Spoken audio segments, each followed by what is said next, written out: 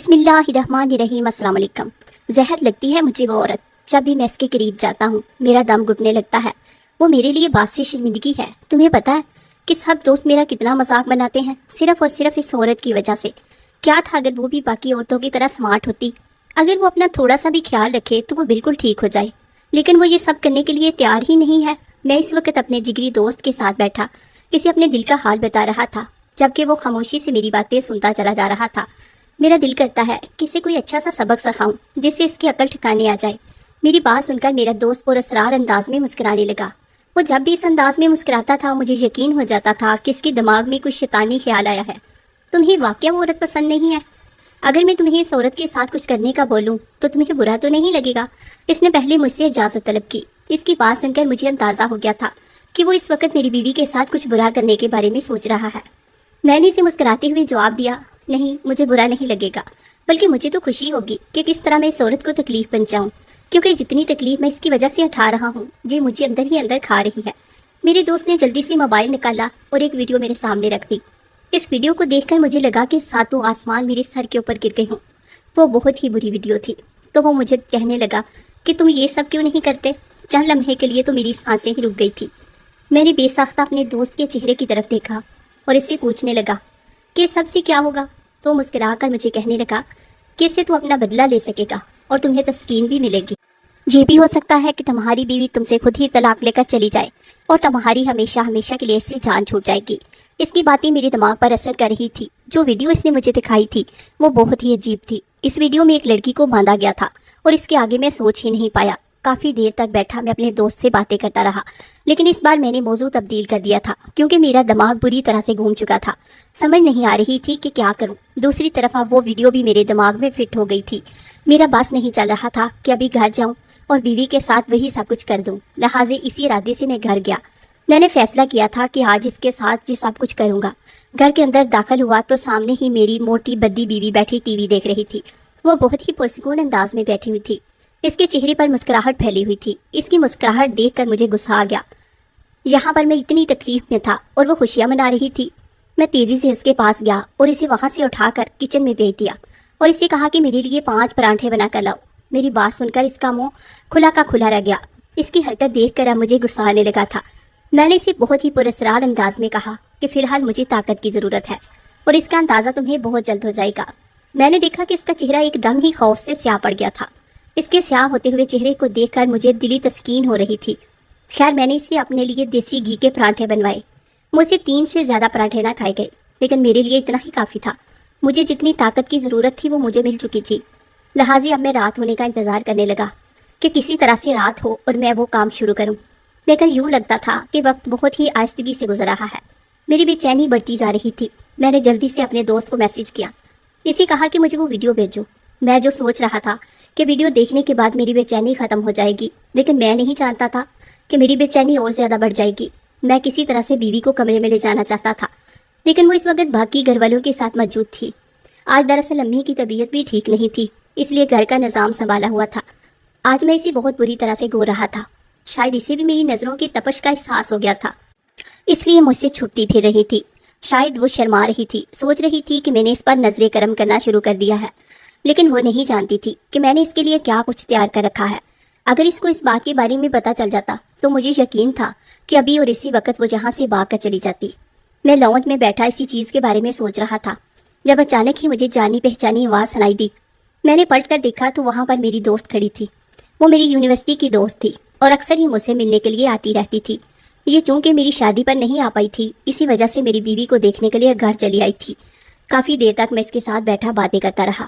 اس دوران میری بیوی آگے پیچھے گھومتی رہی، لیکن اس نے میری بیوی کی طرف دھیان نہیں دیا۔ تھوڑی دیر بعد وہ مجھ سے پوچھنے لگی، یا تم مجھے اپنی بیوی سے تو ملواؤ، تم سوچ نہیں سکتے کہ میں اس سے ملنے کے لیے کتنی زیادہ بے چین ہوں۔ اس کی بات سن کر مجھے شدید شرمندگی کا احساس ہوا۔ دل تو کر رہا تھا کہ اسے کہہ دوں کہ بیوی میکے گئی ہوئی ہے، اور شاید میں اسے کہہ بھی دیتا اگر میری امی وہاں پر نہ آ جاتی اور میری بیوی کو آواز دے کر نہ بلاتی۔ تھوڑی دیر بعد میری بیوی مسکراتی ہوئی اس کے قریب آ کر کھڑی ہو گئی۔ پہلے اس نے میری بیوی کی طرف حیرت سے دیکھا اور پھر میری طرف حیرت سے دیکھنے لگی۔ اس کی حیرت یقینی تھی، کیونکہ یونیورسٹی کے زمانے میں جتنے زیادہ نخرے دکھاتا تھا وہ دیکھ کر سب کو یہی لگتا تھا کہ میں ایک خوبصورت لڑکی سے شادی کروں گا، اور میں خود بھی یہی چاہتا تھا۔ لیکن میں نہیں جانتا تھا کہ میری قسمت اتنی بری نکلے گی کہ میرے حصے میں صرف اور صرف ایک موٹی بھینس آئے گی۔ اس کے چہرے پر پھیلتی ہوئی مسکراہٹ کو میں نے اچھے طریقے سے نوٹ کر لیا تھا۔ وہ اپنی ہنسی چھپانے کی کوشش کر رہی تھی۔ میری امی اور بیوی تھوڑی دیر تک بیٹھی اس کے ساتھ باتیں کرتی رہی۔ جیسے ہی وہ وہاں سے گئی، میری دوست کھلکھلا کر ہنسنے لگی اور مذاق بناتے ہوئے کہنے لگی، یار تمہارے ساتھ تو بہت ہی برا ہوا۔ میں تو سوچ بھی نہیں سکتی تھی کہ تمہارے ساتھ اس قسم کا مذاق ہو سکتا ہے۔ اس کی بات سن کر میں نے برا سا منہ بنایا اور اسے کہا کہ مجھے پتا ہے میرے ساتھ جو کچھ بھی ہوا ہے، میں پہلے ہی بہت پریشان ہوں۔ اس طرح کی باتیں کر کے مجھے مزید پریشان مت کرو۔ تمہیں نہیں پتا کہ باقی سب لوگوں نے بھی میرا کتنا مذاق بنایا ہے۔ خیر ان کا مذاق بنانا بنتا بھی تھا کیونکہ تم نے انہیں بہت زیادہ تنگ کیا تھا۔ کافی دیر تک وہ مجھ سے بیٹھی باتیں کرتی رہی، لیکن اس بار ہمارا موضوع صرف اور صرف میری بیوی کا موٹاپا تھا۔ وہ مجھے مختلف نسخے بتا رہی تھی کہ تم یہ سب آزماؤ، تمہاری بیوی پتلی ہو جائے گی وغیرہ وغیرہ۔ جیسے جیسے وہ مجھے بتائی جا رہی تھی ویسے ویسے میرے ذہن میں وہ ویڈیو چل رہی تھی۔ میں نے فیصلہ کر لیا تھا کہ چاہے کچھ بھی ہو جائے، اب تو اپنی بیوی کے ساتھ وہ کام ضرور کروں گا تاکہ اس کی عقل ٹھکانے آ جائے، اسے اندازہ ہو جائے کہ اس نے میری زندگی میں آ کر کتنی بڑی غلطی کر دی ہے۔ رات 10 بجے کا وقت تھا۔ میں گھر کے اندر داخل ہوا۔ اس وقت پورا گھر گہری خاموشی میں ڈوبا ہوا تھا۔ میرے لیے بہت ہی مناسب وقت تھا۔ میں اکثر اپنے کمرے میں نہیں سوتا تھا بلکہ باہر لاؤنج میں ہی سو جاتا تھا اور پھر صبح ہوتے ہی اپنے کمرے میں چلا جاتا تھا۔ لیکن آج کا دن میرے لیے بہت خاص تھا۔ شام کے وقت میں نے وہ کرسی بھی منگوا لی تھی جو میں نے اس ویڈیو میں دیکھی تھی، اور وہ کرسی میں اپنے کمرے میں بھی رکھ چکا تھا۔ اب میں نے صرف اس کمرے میں جانا تھا اور اپنی بیوی کو اس کرسی کے ساتھ باندھنا تھا۔ میں کمرے کے اندر داخل ہوا تو کمرے کی لائٹ بند تھی۔ یقیناً میری بیوی گہری نیند سو رہی تھی۔ اس کو سوتا دیکھ کر مجھے غصہ آ گیا۔ میں نے تیزی سے اسے ایک جھٹکے سے اٹھایا۔ ایک دم اٹھائے جانے پر کچھ دیر کے لیے تو وہ بے ہوشگی کی حالت میں میری طرف دیکھتی رہی۔ جب اسے تھوڑا سا ہوش آیا تو وہ جلدی سے مجھ سے معذرت کرنے لگی اور کہنے لگی، معاف کر دیں، مجھے اندازہ نہیں ہو سکا کہ آپ آ گئے ہیں۔ آپ کو بھوک لگی ہے یا آپ کو کوئی اور چیز چاہیے؟ وہ ایک ہی سانس میں مجھ سے سوال کرنے لگی، جبکہ میں نے اپنی نظریں اس کے موٹے جسم پر گاڑی ہوئی تھی جس کے ساتھ آج میں بہت خوفناک تجربہ کرنے جا رہا تھا۔ جب اس نے میری نظروں کی تپش اپنے جسم پر محسوس کی تو وہ شرمانے لگی۔ اس کو شرماتا دیکھ کر مجھے نئی سرے سے غصہ آنے لگا۔ میں نے اسے بستر سے اٹھنے کے لیے کہا اور وہ کرسی سامنے رکھ دی۔ کرسی کو دیکھ کر وہ حیران رہ گئی۔ اس کے ساتھ پڑی رسی کو دیکھ کر اس کی آنکھیں حیرت سے کھل گئی۔ وہ مجھ سے پوچھنے لگی کہ یہ سب کیا ہے؟ آپ میرے ساتھ کیا کرنے جا رہے ہیں؟ میں نے اسے کہا کہ خاموشی سے جو کچھ میں کہتا ہوں وہ کرو، بس مجھ سے زیادہ سوال جواب مت کرو۔ میں نے اسے زبردستی اسی کرسی پر بٹھایا۔ اس سے پہلے کہ میں اسے رسی سے باندھتا، اچانک ہی دروازے پر دستک ہو گئی۔ رات کی اس پہر میں اس چیز کی بالکل بھی امید نہیں کر رہا تھا۔ زندگی میں پہلی بار مجھے شدید غصہ آ رہا تھا۔ میں نے غصے سے دروازہ کھولا اور سامنے کھڑے اپنے چھوٹے بھائی پر چلاتے ہوئے کہنے لگا، یہ کون سا وقت ہے کسی کو پریشان کرنے کا؟ تمہیں اندازہ بھی ہے کہ میں اس وقت آرام کر رہا تھا؟ اس نے گردن جھکا لی۔ تھوڑی دیر بعد جب اپنا سر اٹھایا تو اس کی آنکھوں میں آنسو تھے۔ اسے روتا ہوا دیکھ کر میں پریشان ہو گیا۔ جلد ہی مجھے اپنے رویے کا بھی احساس ہوا۔ میں نے اس سے پوچھا کہ کیا ہوا ہے، تم رو کیوں رہے ہو؟ وہ میرے گلے لگ گیا اور کہنے لگا کہ امی کی طبیعت ٹھیک نہیں ہے، وہ رک رک کر سانس لے رہی ہے، ہمیں ابھی اور اسی وقت انہیں ہسپتال لے کر جانا ہوگا۔ امی کی خراب طبیعت کا سن کر میں تیزی سے امی کے کمرے کی طرف بھاگا۔ واقعہ ان کی طبیعت اچانک ہی خراب ہو گئی تھی۔ دراصل وہ دمے کی مریض تھی۔ رات کو میں امی کو لے کر ہسپتال آ گیا۔ اس دوران میرا دھیان اپنی بیوی کی طرف سے ہٹ گیا تھا۔ تقریباً صبح 5 بجے کے وقت ڈاکٹر نے مجھے یہ خوشخبری سنائی کہ آپ کی امی دوبارہ سے ٹھیک ہو گئی ہے۔ اس کی بات سن کر میں نے رب کا شکر ادا کیا اور وہیں زمین پر سجدہ ریز ہو گیا۔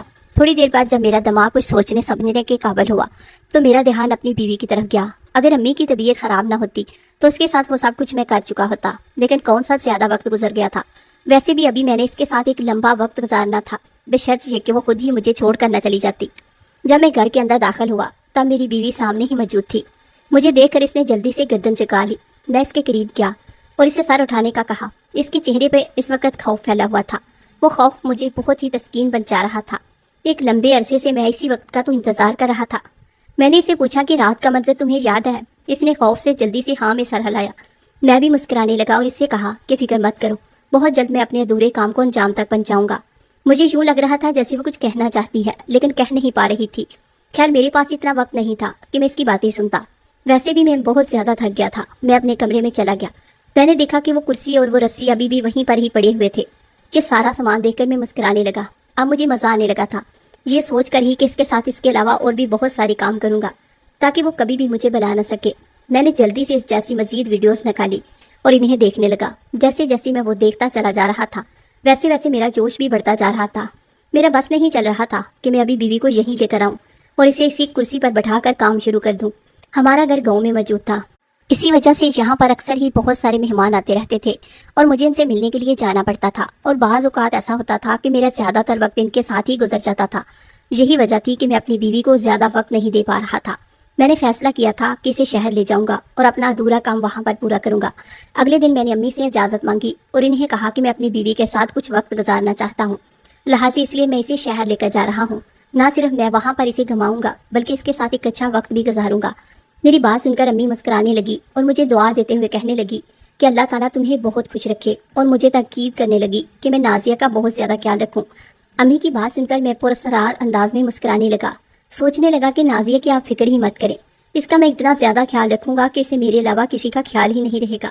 یہ باتیں میں صرف دل میں ہی سوچ سکتا تھا۔ اگر امی کے سامنے یہ بات کہہ دیتا تو امی اسے میرے ساتھ جانے کی اجازت نہ دیتی۔ خیر اگلے ہی دن صبح کے وقت میں نے نازیہ کو سامان پیک کرنے کا کہا اور پھر اسے وہ سامان گاڑی میں رکھنے کے لیے کہا۔ وہ اچھی خاصی صحت کی مالک تھی۔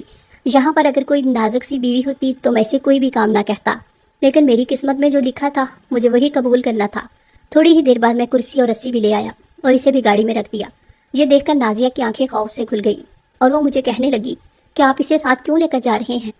میں نے اسے کہا کہ بہت جلد تمہیں اس بارے میں پتہ چل جائے گا۔ ہمارا گاؤں شہر سے بہت دور تھا، لہٰذا پہنچتے پہنچتے رات ہو گئی۔ پہلے تو راستے میں ہم نے کھانا کھایا اور پھر اس کے بعد اسے لے کر میں ہوٹل میں چلا گیا۔ وہ واش روم میں فریش ہو رہی تھی جبکہ میں باہر سارا سامان سیٹ کر رہا تھا۔ تھوڑی دیر بعد وہ باہر آئی۔ میں نے کرسی تیار کر کے رکھی تھی۔ کرسی دیکھ کر وہ گھبرا اٹھی۔ میں نے اسے کرسی پر بیٹھنے کے لیے کہا لیکن وہ مسلسل انکار کر رہی تھی۔ میں نے اسے زبردستی کرسی پر بٹھا دیا۔ اس کے ساتھ ہی میں نے کرسی پر لگے ہوئے بٹن آن کر دیے۔ وہ خوف سے چلا رہی تھی۔ میں نے اسے کہا خاموش ہو جاؤ، اس میں ایسا کچھ بھی نہیں ہے جو تم خوف سے چلا رہی ہو۔ دراصل کرسی میں نے باہر سے منگوائی تھی اور یہ کرسی اپنے اوپر لگے بیلٹ کی وجہ سے مشہور تھی۔ اگر کوئی موٹا شخص روز اس کرسی پر یہ بیلٹ پہن کر تقریباً 2 گھنٹے کے لیے بیٹھتا ہے تو وہ تقریباً 1 ہفتے میں ہی پتلا ہو جاتا ہے اور اس کی ساری چربی ختم ہو جاتی ہے۔ اب میں سامنے بیٹھا اپنی بیوی کو دیکھ رہا تھا جو کہ پسینے میں شرابور ہو چکی تھی۔ مجھے یقین ہو گیا تھا کہ اگر یہی سب چلتا رہا تو 1 ہفتے کے اندر یہ دبلی پتلی ہو جائے گی۔ میں نے خود سے وعدہ کیا تھا کہ اسی وقت ہی اس کے قریب جاؤں گا جب یہ میرے قابل ہو جائے گی، اور پھر تقریباً 1 مہینے کی اس کرسی کی محنت اور نازیہ کی محنت کی وجہ سے وہ دبلی پتلی ہو گئی۔ اب تو وہ پہچان نہیں ہوتی تھی۔ دبلا ہونے کی وجہ سے اس کا حسن بھی نکھر کر سامنے آ گیا تھا۔ اب میں اس کے ساتھ میں دلچسپی لینے لگا تھا۔ تو دوستوں کیسی لگی میری آج کی کہانی؟ اگر کہانی پسند آئی ہے تو اس ویڈیو کو لائک اور شیئر کیجیے، اور میرے چینل کو سبسکرائب نہیں کیا تو میرے چینل کو سبسکرائب کر لیجیے گا۔ شکریہ۔